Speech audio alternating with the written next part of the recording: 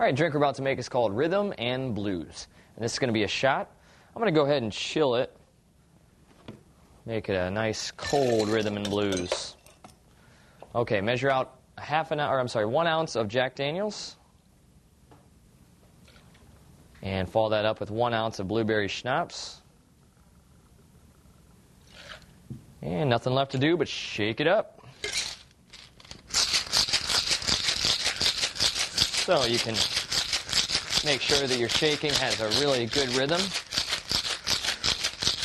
And if you'd like to sing the blues while you do it, that's up to you. I'm not going to.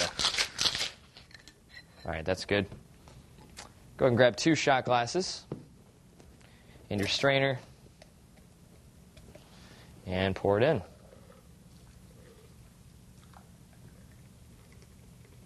And it should be a nice blueberry whiskey taste. Bottoms up.